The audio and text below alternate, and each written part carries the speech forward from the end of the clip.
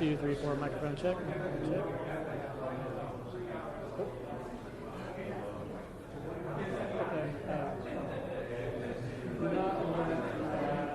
We're saying probably 2:30, 2:45-ish. Okay.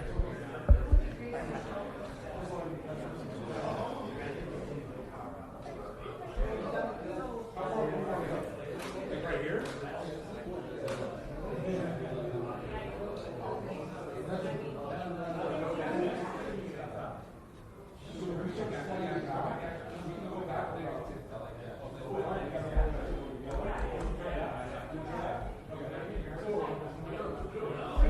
Is that? Oh, that was it. Hi everybody. Thank you for your flexibility. I'm sorry if this is inconvenient for you. We're going to move press back to accommodate the number of people who are going to stand with the winner. So I'm going to ask if you have a camera to move your camera back about 2 feet.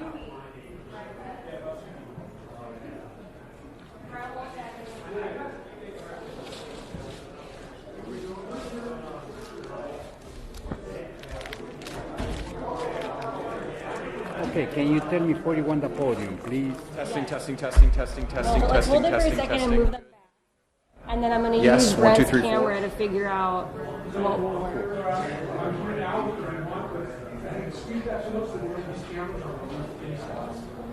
Well, we can take another we can move over here. I think we're good.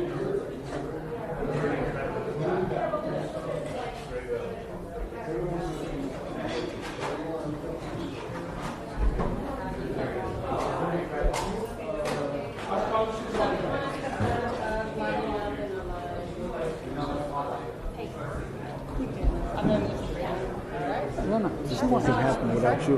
Hey, what happened? It doesn't happen without you. How are you? Ah, Voy a empezar a grabar. La mano en la pachuras. ¿Ok?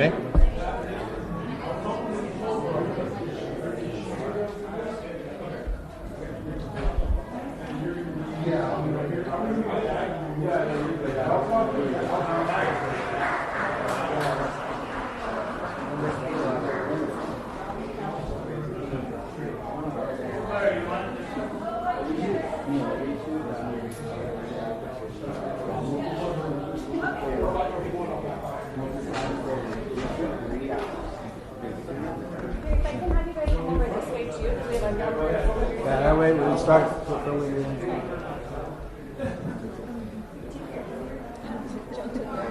I wanted to make sure. You work for the city. You work for the city, right, Phil?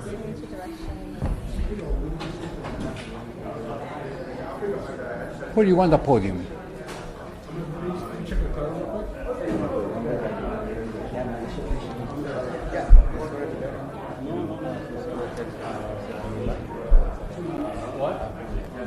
Mic check, 5, 4, 3, 2, 1. Mic check, 5, 4, 3, 2, 1. Mic check, mic check, mic check.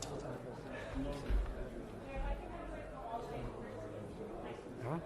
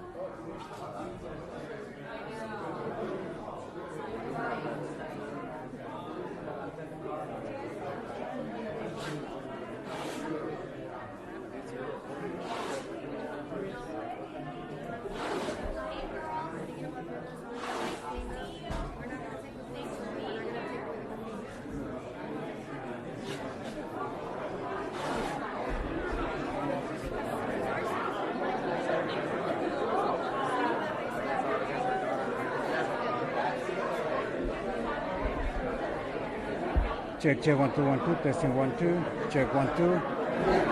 Testing 1 2. Check 1 2. This is a mic check. 1 2 1 2. Thank you. Thank you.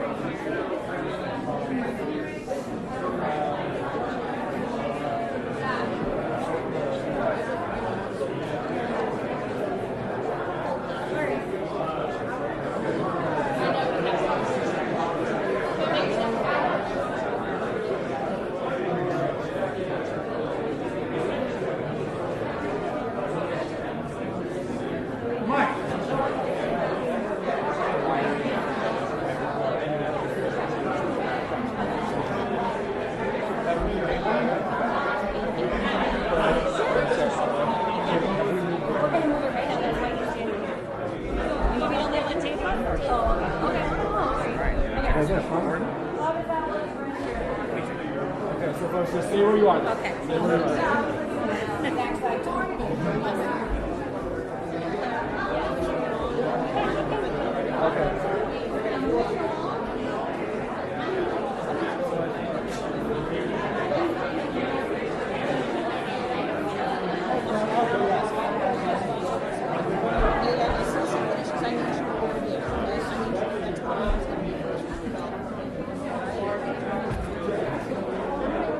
All right, Commissioner. Thank you.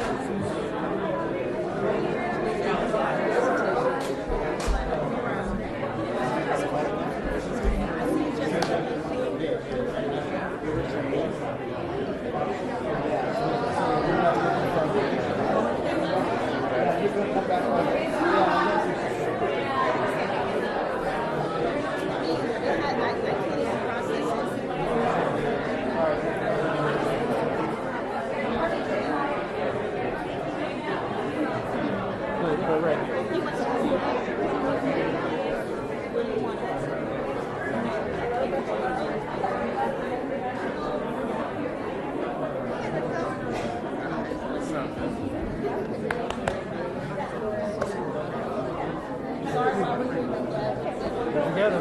Sorry. Matters. I'm gonna get myself on. Everybody take a step back towards the flag. Thank you.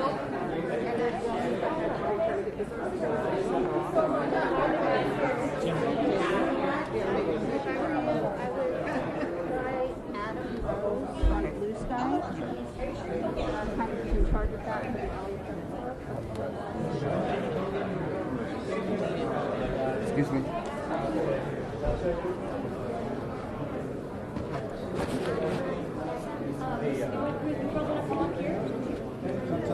Come on up here.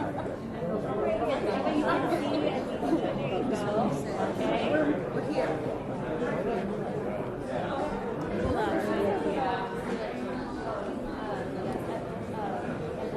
Yes. Okay. Is there any chance we can take one more step back? Thank you all. Oh my gosh, thank you. That was perfect. Okay, this is perfect.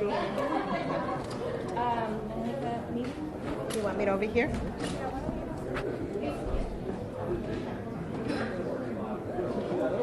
Thank you, Channel 35.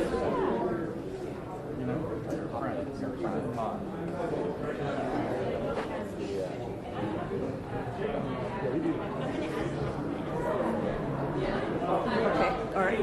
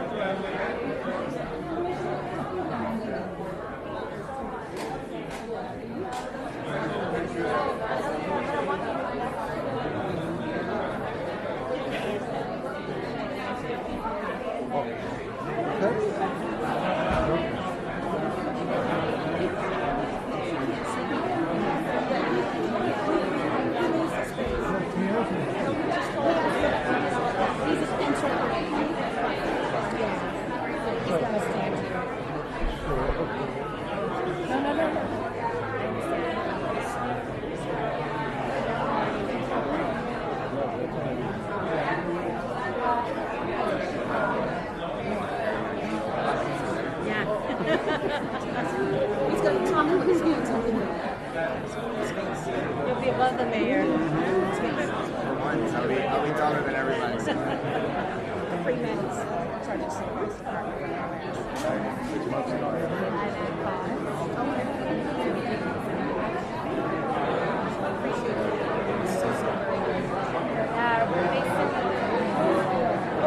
We just expanded it to we're in the Virginia. I don't even know what it is. On Temple and Dillon, near between Silver Lake and Necker Park. Oh, okay. I was supposed to go to Virgil. No, I went to Virgil. I was supposed to go to Belmont High, but that was the busing year. So I went to Grant High School in Van Nuys. Oh, okay.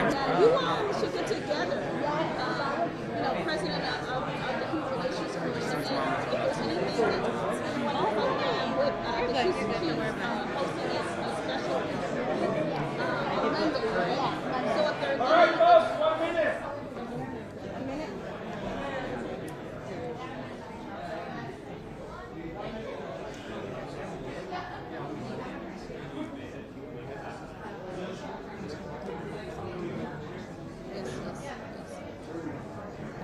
I know how video, they'll share it with us. Channel 35 will share it with us, right? Okay. Unfortunately, I'm kind of out of there, but they'll get you. No, I'm good. It's okay. I just want to be supportive. I'm good.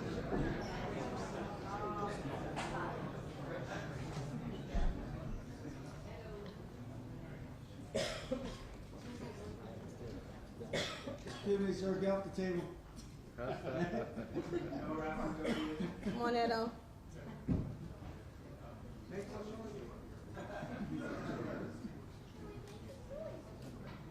Me? Over, I know. Yes.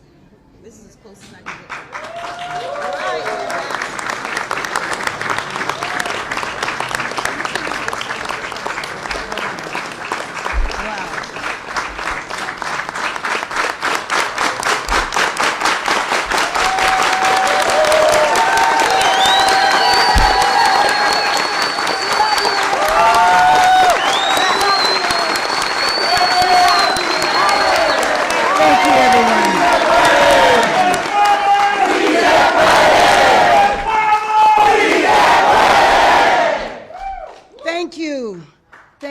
Thank you everyone for being here. We put a call out about an hour ago.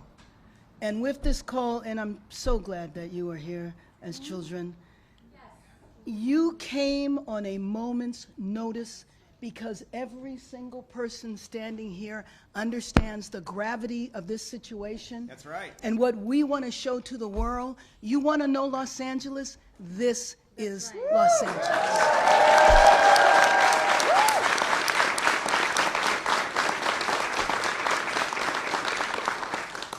Last Thursday, Los Angeles was peaceful. There was nothing happening here that warranted what began to take place on Friday.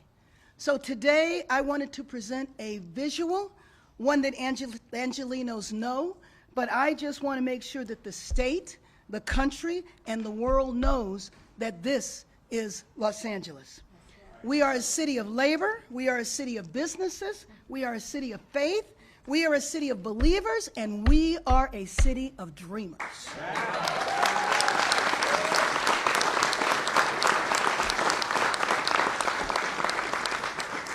So let's just remember why we are here today. Last Thursday, ICE entered our city and provoked the city by chasing people through Home Depots and car washes and showing up at schools, and today showing up at emergency rooms and homeless shelters. ICE intervened as a pretext to federalize the National Guard, and then in the White House, the National Guard was complimented for the work that they did to keep peace in the city Saturday night. But I will tell you, the Guard didn't even arrive here until Sunday. They used this as a pretext to send the U.S. Marines into an American city, which will target our own citizens. They've been threatening elected officials with arrests, and they just shoved and cuffed a sitting U.S. senator. How could you say that you did not know who he was? We see the videotape, we see him saying who he was. But how do you not recognize one of two senators in our state? And he is not just any senator. He is the first Latino senator to ever represent our state.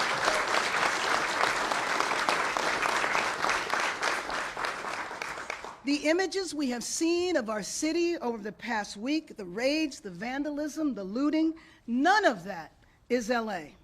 Los Angeles is who you see behind me, representatives of the faith community, the business community, community organizations. Yesterday, I stood at this podium with over 30 mayors from Los Angeles County who are all concerned about what is going on. Los Angeles is a Jewish community, a Muslim community, a Christian community, and many other faiths. Los Angeles is Chinatown, Little Tokyo, Filipino Town, Koreatown, Thai Town, the South LA African American community, the Chamber of Congress, the Central City Association. This is LA, and we are united. And I just want to say that I was listening to the words of the secretary at the press conference describing LA as a war zone.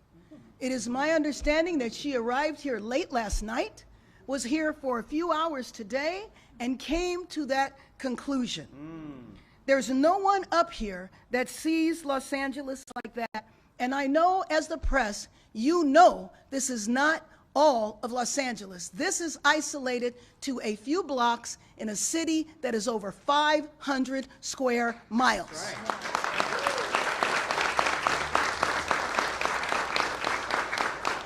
And out of those 500 square miles, the protests, and especially the protests that devolved into vandalism, represents about half a square mile. So the notion that this is happening all over our city, the notion that this city is not governable, the notion that we need the military to intervene, we have the capacity to address these problems, and I know there's not a person up here that supports vandalism, that supports violence, and that understands if you support the immigrant community, you know how to do it in a peaceful manner. We are proud to say that we have a well-established, a well-respected immigrant rights organizations that have been holding protests for years and years that have never devolved into violence. And so to characterize what is going on as our city is a city of mayhem is just an outright lie. I'm not going to call it an untruth. I'm not going to sugarcoat it. I'm going to call it for what it is, which is a lie. And I just have to say, I served with the secretary. I served with the secretary for probably about 10 years in Congress. And Madam Secretary, I do not recognize you anymore. I do not know Kristi Noem that I served with for 10 years. So no matter what happens out of the White House, we will always uphold and reflect what Los Angeles and the United States of America are truly about. Freedom, tolerance, and for God's sake, our Constitution.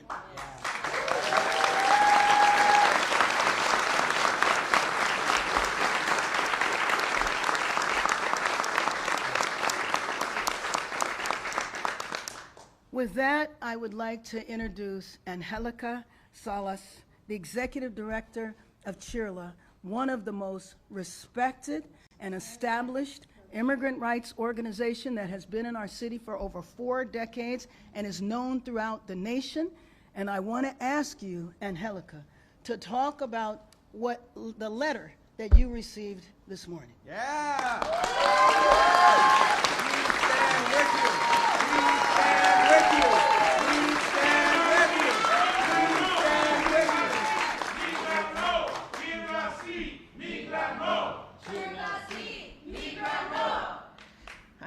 Thank you, brothers and sisters. See, the Los Angeles that I love is made up of beautiful people who are behind me and who are all over this city. This is a city that cares for one another. This is a city of caretakers. The people that I'm standing next to are people who work with our students and our children. They're people who work in our faith institutions, caring for entire congregations. They're the people who are fighting for worker rights, They're our union brothers and sisters. These are the people who are running to the detention centers in order to offer legal services to those who are currently detained. They're the same people talking to the families that are calling us on our hotline. This is the Los Angeles that I love deeply. This is also the Los Angeles that the immigrant community has helped build from its very, very first days as a city. And what I want you to know is the city that I love loves our people back. What I have seen come to our city is cruelty, is chaos, is violations of human, civil, and constitutional rights. What has been brought to our city has been racial profiling in a way that I have never experienced it in my career. What I see now, and based on all our reports, is over 45 enforcement actions, not just in the city of Los Angeles, but our entire region, all of Southern California. I have never seen this. It's unprecedented, and that is an understatement. The pain that we are witnessing when we talk to the family members is unbearable, of children being left behind. And I want this president to know that this city is tough, it is organized, it is disciplined, and will not tolerate what is happening at this moment. Yeah.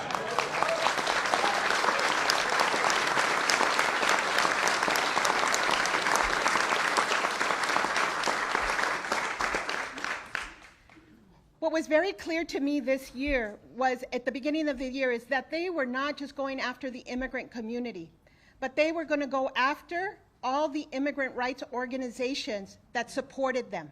And they did. They began by defunding us, by making sure that organizations here next to me wouldn't have the resources to be able to go represent children and vulnerable adults, disabled individuals in detention, that took away legal services from those who are still trying to find their parents and their children from the first Trump administration. And now what I see very clearly is they're coming to the organizations by then, I would say, just saying the most vicious of lies of who we are and what we do and what we're about.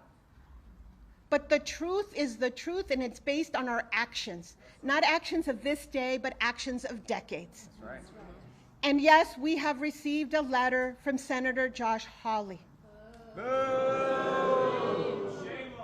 But what I want you to know is that's not going to deter us. It's not going to intimidate us from standing with our immigrant community, by standing with our families, by demanding due process, by demanding that there be accountability for the violations of human and civil rights that have occurred in our city.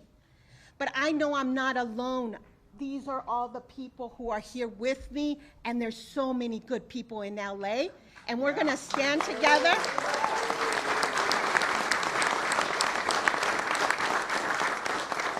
We're going to show this country that we do believe in liberty and justice for all, and that our Constitution and our Bill of Rights are our guiding principles, and that is what has brought so many immigrants to this country, because they believe deeply in these values, and we're going to fight to make sure that those values are upheld. Thank you very much.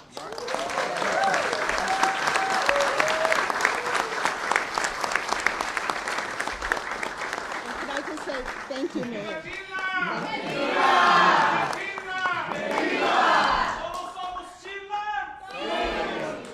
Let me just say that one thing I think that is not thought about, we certainly understand it in our city. The immigrant community is vital to the economy of our city. That's right. There are entire sectors of our economy that will not function if the immigrant community is too afraid to go to work and too afraid to go to school. You could talk about the construction industry, and I think there's a lot of building that needs to take place here. You can talk about hospitality, and I think that we are concerned about our tourism industry. And I could go on and on about the economic impact. That is why we have the Chamber of Commerce and the Central City Association led by Nell McCosker and Maria Salinas, the Los Angeles Chamber of Commerce. Thank you.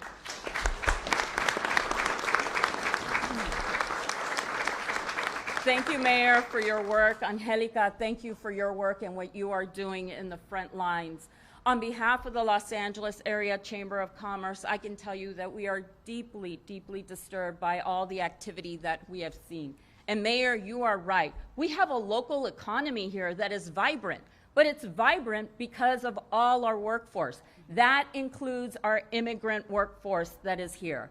And we at the Chamber of Commerce, we understand and we know that they play a role in just about every sector that you can think of. We understand that together, that we power one of the largest economies in this country. And it is important for us to recognize that if we have employees that do not show up to work, that's a problem. If they do not show up to their health appointments, that's a problem. They do not show up to their school and their education, that's a problem for our broader community. We want to see this community thrive. This is the Los Angeles that we all know. And I'm so proud to stand with all the civic leaders that are here, the business leaders that are here to say enough.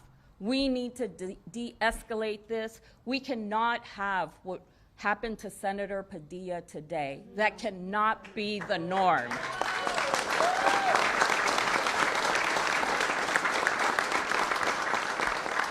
And Los Angeles will rise above this because we've done it before. And we're going to do it again. And we're going to do it with everyone in our community, including our immigrant population. I was with our chamber board this morning, affirming the work that we are doing to ensure that this community feels safe, feels supported, and that we are all working together just like we're here with the mayor and with this entire group here today. Thank you, Mayor, for having us and for lifting up how important it is to sustain an economy that works for all. Thank you. Yeah.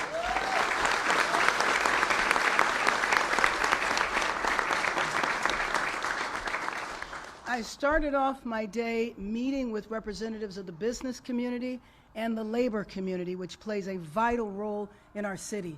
And there are already reports of people not showing up to work, of empty store shelves, of people feeling that they cannot leave, kids and families afraid to go to graduations. The attendance at graduations being down by 25 and 50% because parents are afraid that on one of the most important days of their lives that they cannot attend the graduation because they might be detained by ICE. This is not the America, this is not the city that we live in, and we will not accept this.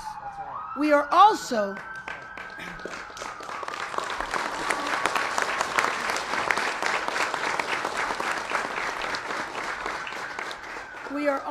a city of faith, a city of many faiths, many cultures. There's not too many countries on earth that are not represented in Los Angeles. I'd like to bring up Father Brendan Bose from the Dolores Mission Church.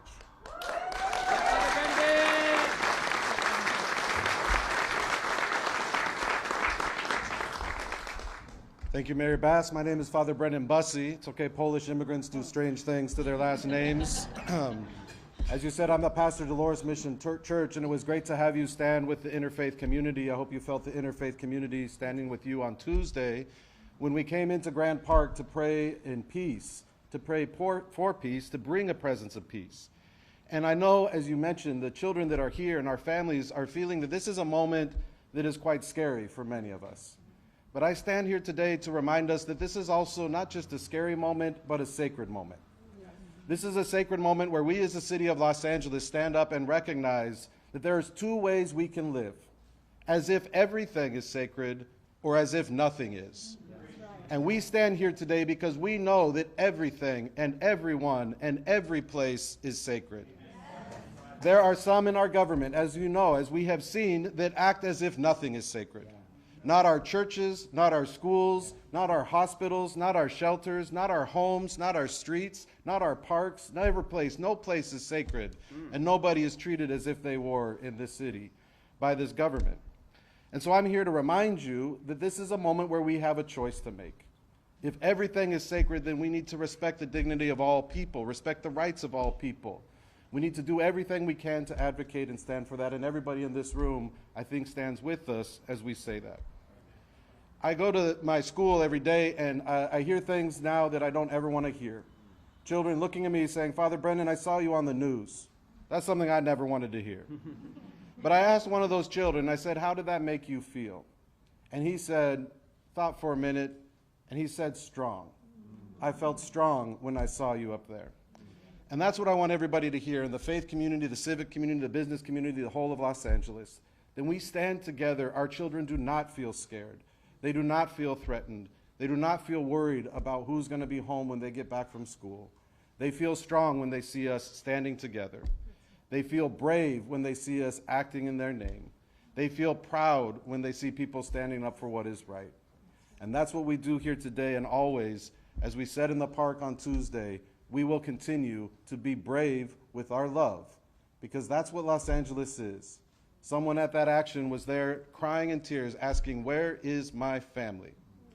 And as I heard them say that, I said, I don't know where they are, but I know exactly who they are. They are our brothers and sisters, and we need to start acting as if that were true. We will be brave with our love.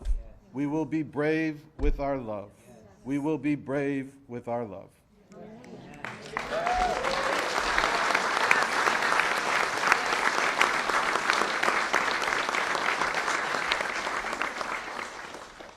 So let me just say, as I said earlier, that there's no one up here that supports vandalism, that supports violence.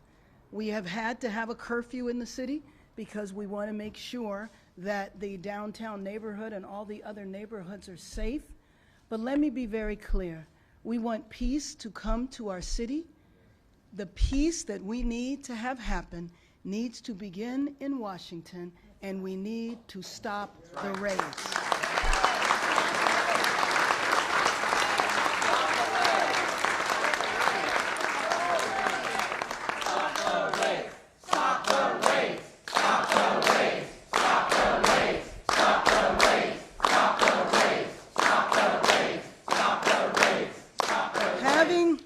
Having the military, soldiers who are trained to fight wars on foreign soil here in our city is not going to bring peace, because first and foremost, they are not needed.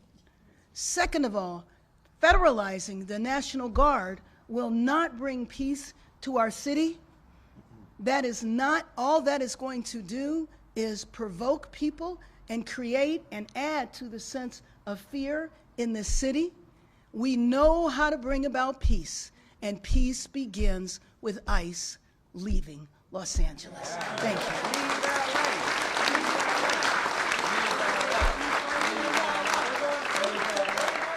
Wait. Okay, we're going to take a few questions. Zach? We're going first to Anna and then to Robert. Mayor Bass, have you been able to get on the phone with President Trump? No, I have made a formal request. I have talked to members that are close to the administration. We will see if my formal request is granted. Is he denying your request? There has just not been a response just yet. We're going to Robert and then Josh. Hi, Mayor. Hi. Let's talk about the curfew. Is it going to continue? How long is it going to continue? Does the zone need to be expanded after we saw last night in Korea? Well, I don't think the zone needs to be expanded. Unfortunately, we will continue the curfew. And my hope is after continuing it a few more days, that people will get the message that we are serious. The arrest that took place last night was not for looting, was not for violence. It was for unlawful assembly and curfew violation. What I noticed when I was traveling the streets late last night is that the people that were out on the streets were young people waving flags, and they were not violent. That was not the group that has committed the vandalism. We're going to Josh and then Lorraine. Mayor Bass, in her remarks earlier, Christine Newsom said that you would not I said, I do not recognize the secretary anymore. I don't know who she is. That is a complete lie. I have spoken to Senator Padilla, and I just, want to express my concern about his health, about his safety. And, all I can say is that, I mean, in some instances, there's no words. This is a sitting U.S. Senator, not somebody, and frankly, if you're going to come into town and say you have diagnosed what is happening in our city, and you don't even know who the U.S. Senator is? Yeah.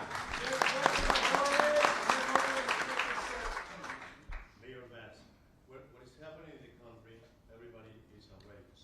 The majority of the Americans. Where do you think the democracy is going to? Fascism? An authoritarian president? What do you think? Let me just say that I think that unfortunately our city is being used as a test case.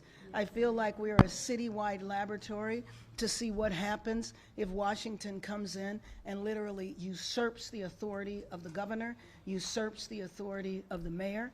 And so I think as part of this test case, it's a warning for other cities, but clearly other cities are very concerned, which is why you have seen protests spread.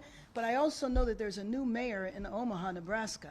I don't know how many hours he's been mayor, and he's already experiencing raids. So I think this sense of fear and terror goes whenever you have ICE that's out there. ICE could be raiding folks right now.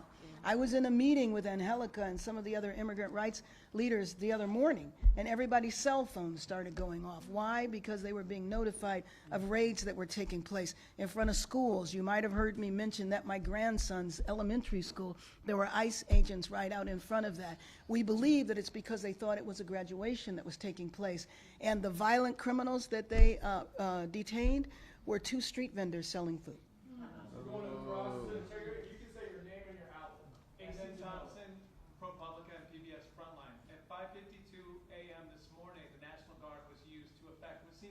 Yes, yes. Criminal arrest. Yeah. Are you aware of that? No. No, but thank you for raising that, because I think what that could indicate is an expansion of their mission. Their mission here is supposed to be solely protecting the federal buildings. 100 National Guard or federalized National Guard are in the downtown federal building, and 100 are in the Westwood federal building. Westwood always has protests. None of them have been about this issue. I don't even know why they're there, and frankly, I don't know why the federalized National Guard is needed. But I will tell you, when I saw the federalized National Guard there this morning, it indicated to me that there might be an expansion of their mission, and I believe that is extremely dangerous. Again, all that does is provoke the community. That's right. Mayor Bass, Notable Words at LA Times. Do you see this past week as a turning point in the Trump administration? How does it compare to the last time he was president for you? Well, for me, the last time he was president, I was in Washington, D.C., and a lot of these ideas were lifted then. They talked about them, but they didn't implement them. So in part, and I think that's true for most of us, we heard this rhetoric before. Now we're watching it play out, and it's extremely terrifying. Molly and then across. Mayor, 2 things. First, you mentioned, oh, I'm sorry, I'm Molly with the Washington Post family. 2 questions. One, do we know whether Marines have actually entered the city of Los Angeles or been actually deployed out in Los Angeles? And then second, we've got this court ruling we're expecting to come down in San Francisco today. What is the significance of that for Los Angeles in terms of the National Guard? Well, hopefully the significance of that is the federalized National Guard will leave. Again, we have a very good relationship with our governor. If the National Guard was needed, I could have picked up the phone, called the police chief, called the sheriff, and said, please make the request, and it would not have been denied. Once again, there was no reason for that. You asked, what was the other question? About whether the Marines have actually... Oh, so my understanding, and you might know different, they're in Seal Beach. And by the way, the Marines who cannot arrest people, who do not do civil, in the streets, crowd control, are now being trained for that. And I think we probably all seen the pictures of the Marines being trained. And by the way, we really need to understand, it's so important to understand our history. It's not normal for the military to be deployed on the streets of cities in the United States. The military is for foreign wars. not civil unrest that's not even happening.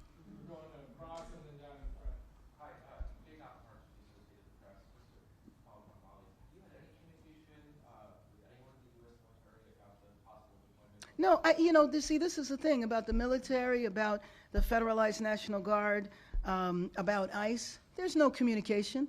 None of us here know how long the raids are going to go on. We all function off of rumors, and I think the latest rumor is that it's going to go on for 30 days. The rumor is the military might be here for 60 days. The bottom line is they're not needed for 30, for 20, or for 60 days.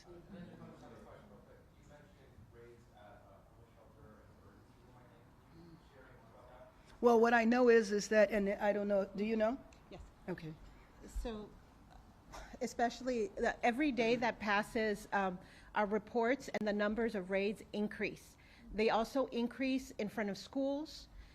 We received reports of hospitals, and so in churches. And so what I need you to understand is that each day there are multiple actions. And they're not just in the city of Los Angeles. So they'll be in Whittier, they'll be in Downey, they'll be in all adjoining cities, regional cities. Yesterday, our RAIDS Rapid Response Network did not stop receiving calls until after 7 p.m. And so there's two kinds of reports. It's the community is also very scared. So even if they are not at an enforcement site, what's happening is they're witnessing everything. Right. So a lot of our volunteers. Mayor, can I say something in Spanish? Because I think it's really important for... nomás un mensaje a nuestra comunidad inmigrante, a toda nuestra comunidad aquí en Los Ángeles. Lo único que sí les quiero decir es que toda esta gente que está aquí, todos son líderes cívicos de Los Ángeles, con nuestra alcaldesa, todos diciéndoles a ustedes que no están solos, que vamos a luchar con ustedes por sus familias, porque son las familias de Los Ángeles, y que estamos dispuestos a seguir luchando con todo, con todas nuestras capacidades, para que la inmigración, para que estas redadas paren. Muchas gracias. Bravo.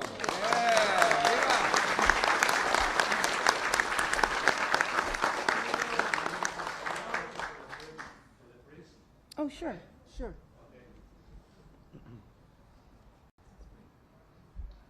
Father, many parishioners from all the Catholic churches are asking their pastors if they can go to Mass on Sunday, and there are some groups, Catholic groups in different dioceses of Orange, for example, they already canceled their community events. What is the message for the Catholics to take action or to stay in silence? Yeah, thank you. It's a good question because there is a lot of fear. A lot of people aren't showing up for work. They're not showing up for school. They're not showing up at church. And what I would say is I don't know of any specific decision, at least in the Diocese of Los Angeles, to advise around that. But one thing, I've responded to many of these raid incidences in East LA. And one thing that sometimes I get the response is, well, did it happen at the parish? And what they mean is the church building. And I just like to remind everybody that a parish community is actually the whole neighborhood. And so I would call on religious leaders and parish communities to surround their churches and to surround their communities with the same kind of support. So when we, in any place, you can ask for extra presence that might help people feel safe, or you might make a decision to cancel the events that you have if it seems like people aren't safe or there's an active threat to them. So that's what I would say. I think it's a call on all of us to make sure that those places are safe, whether we are members of that congregation or not, that the congregation is really mixed in like all of our brothers and sisters within the whole community. And my question is because they already went Right. to churches In the city of Downey. Downey. Right. They That's right. arrested an old man who was seated on the parking lot. That's right. If they already touch one single church, Right. even if it's not Catholic, nobody's safe. That's right, yeah. I mean, what our community has said again and again is that they just feel hunted and they feel kidnapped. They feel sequestered, right? And they're hunting people, and that might end up in a church parking lot. They might end up in another parking lot. But we also know that organizations are receiving specific letters that seem to threaten them. At our church, we haven't received one of those letters yet, but you know, you never know what's going to happen. I think that that's what we need to be prepared for. Yeah. We're going to go down in front and then end with Days in. Let me just say before we do that, you know, a couple of the other impacts. Thank you for mentioning the church, because that was a grandfather that was dropping off his granddaughter. But some of the other impacts When people are detained, and Angelica, you will correct me if I'm wrong, you've been doing this for years and years. In the past, people have had access to legal counsel. People have had access to families. So when the priest says that people feel kidnapped, you do feel kidnapped if you don't know where your relative is. If you showed up to work because a raid was happening and you watched your mother, your father, your sister, or your brother being carted off and you don't know where they went, that creates a sense of panic. So one of the consequences of this is people being afraid to leave their homes, and then they don't want to go to the grocery store to get food. So we were talking this morning about, in solidarity, finding out who those people are and delivering food to them. That is a shame that we are even having this conversation. Go ahead, Zach.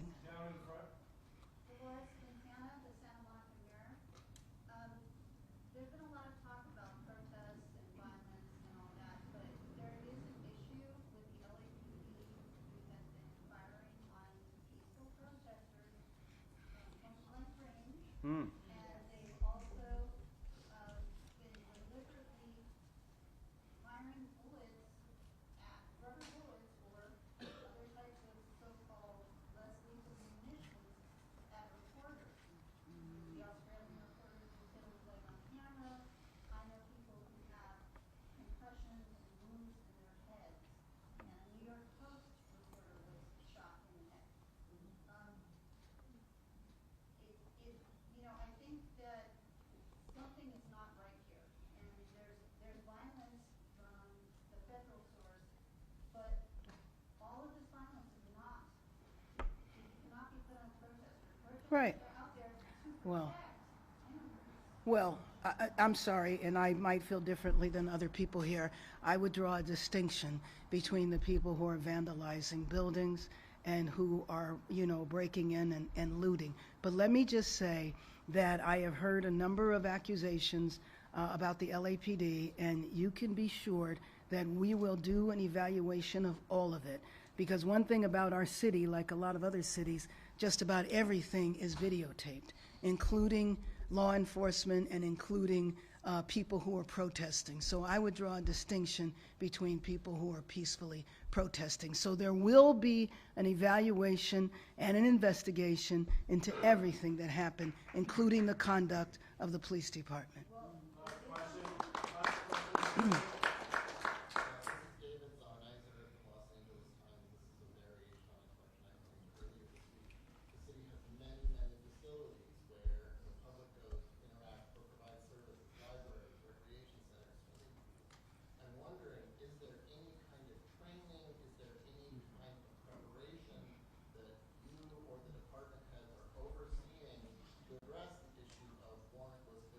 Right.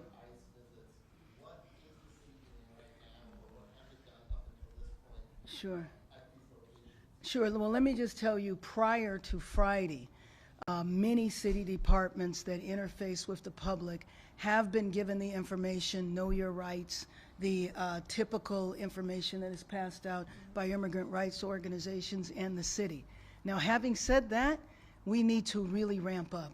I will tell you, though, that this has been happening so fast that we absolutely need to do that, because I can also imagine people fleeing into these buildings for protection, but I also don't want to misrepresent the power of the city as well. It's important that people understand that the federal government is more powerful than the city or the state, and a lot of questions have come up about why can't you just stop this? Trust me, if I could, I would. But we have to be careful, because we also don't want to invite the federal government in to press charges against a lot of people unnecessarily. So let me just say thank you all for showing up, and I just can't thank all of you enough, because you are showing who our city is. You are showing that our city is going to be united, and you are showing that we are not going to allow this administration or any other administration to divide us and to have us in conflict with each other, because we are LA. Thank you. Yeah. Families are sacred. Families are sacred. Families are sacred. Families are sacred.